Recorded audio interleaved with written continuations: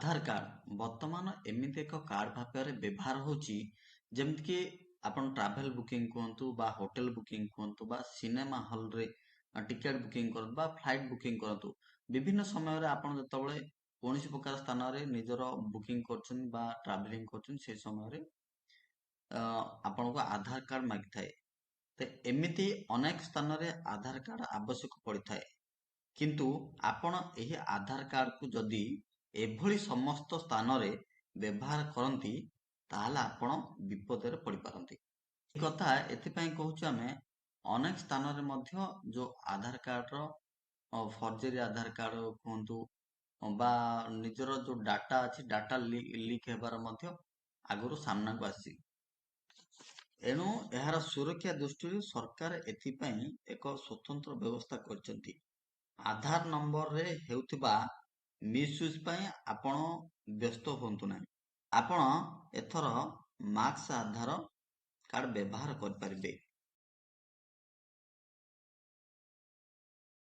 ଚାଲନ୍ତୁ ଜାଣିବା ଏହି ମାକ୍ସ ଆଧାର କାର୍ଡ କେମିତି ଆପଣ ପାଇପାରିବେ। ପ୍ରଥମେ ଆପଣ ଗୁଗୁଲ ଅନ୍ କରନ୍ତୁ। ଗୁଗୁଲରେ ଆପଣ ସର୍ଚ୍ଚ କରିବେ uidai.gov.in।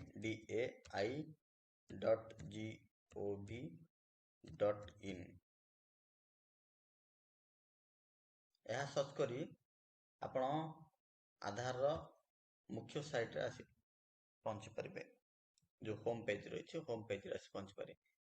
ହୋମ୍ ପେଜ ପରେ ଆପଣ ଦେଖିବେ ମାଇ ଆଧାର ଉପରେ କ୍ଲିକ୍ କରିବେ। ମାଇ ଆଧାର ରହିଛି ଏବଂ ମାଇ ଆଧାର ପରେ ଆପଣ ଯିବେ ଡାଉନଲୋଡ ଆଧାର। ଏଠି ଆପଣ ଦେଖିବେ ଡାଉନଲୋଡ ଆଧାର ଅଛି। ଡାଉନଲୋଡ ଆଧାର ଉପରେ ଆପଣ କ୍ଲିକ୍ କରିବେ।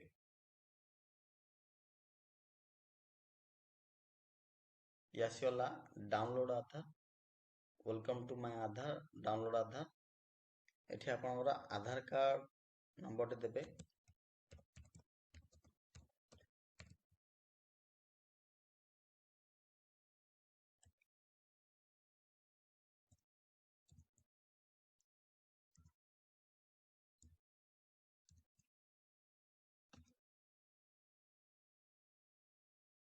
ସବୁଦିନ ମନେ ରଖିଥିବେ ଆଧାର କାର୍ଡରେ ଆପଣ ମୋବାଇଲ ନମ୍ବର ଲିଙ୍କ ରଖନ୍ତୁ। ମୋବାଇଲ ନମ୍ବର ଲିଙ୍କ ରଖିଲେ ଆପଣଙ୍କୁ ଏହା ସୁବିଧା ମିଳିବ ଯେକୌଣସି ସ୍ଥାନରେ ମଧ୍ୟ ଆପଣଙ୍କୁ ଆଧାର କାର୍ଡ ନ ନେଇଥିଲେ ମଧ୍ୟ ଆପଣ ଯେଉଁଠି ଚାହିଁଲେ ମଧ୍ୟ ଆପଣଙ୍କର ଆଧାର କାର୍ଡ ଆପଣ ନିଜେ ଡାଉନଲୋଡ କରିପାରିବେ।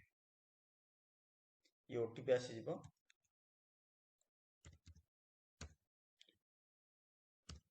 ଆସିଥିବା ଓଟିପିରେ ଆପଣ କ୍ଲିକ୍ କରିବେ। ତ ଇଏ ଆପଣଙ୍କର ହୋମ୍ ପେଜ ଆସିଲା। ହୋମ୍ ପେଜରେ ଆପଣ ଦେଖିବେ ଯୋଉ ମାର୍କଡ ଆଧାର ରହିଛି ମାସ୍କଡ ଆଧାର ରହିଛି ଆପଣ କେମିତି ଡାଉନଲୋଡ କରିବେ। ଏଠି ଆପଣ ଦେଖିପାରୁଥିବେ do you want A masked ଆଧାର। ଏ ଉପରେ ଆପଣ କ୍ଲିକ୍ କରିବେ। କ୍ଲିକ୍ କରି ଆପଣ ଏଠି ଆଧାର ଡାଉନଲୋଡ କରିପାରିବେ। ଆପଣ ଟ୍ରାଭେଲ ବୁକିଂ ହଉ ବା ହୋଟେଲ ବୁକିଂ ହଉ ବା ସିନେମା ହଲ ବୁକିଂ ହଉ ବା ଫ୍ଲାଇଟ୍ ଟିକେଟ ହଉ ଯେକୌଣସି ସ୍ଥାନରେ ମଧ୍ୟ ଅନେକ ସ୍ଥାନରେ ଯୋଉଠି ଆପଣ ସନ୍ଦେହ ସୃଷ୍ଟି ହେଉଛି ବା ଆପଣ ନିଜର ଯୋଉ ଡାଟା ରହିଛି ଡାଟାକୁ ସୁରକ୍ଷିତ ମନେ କରିପାରୁନାହାନ୍ତି ତାହେଲେ ଆପଣ ଏଇ ମାସ୍କଡ ଆଧାର କାର୍ଡ ୟୁଜ କରିପାରିବେ ଆପଣ ଏବଂ ଆପଣଙ୍କର ଯୋଉ ଆଧାର ଡାଟା ରହିଛି ତାକୁ ସୁରକ୍ଷିତ ରଖିବା ସହିତ ଆପଣ ନିଜେ ସୁରକ୍ଷିତ ରହିପାରିବେ। ଗଞ୍ଜାମରୁ ରବୀନ୍ଦ୍ର ନାୟକଙ୍କ ରିପୋର୍ଟ, ଲୋକାଲ 18।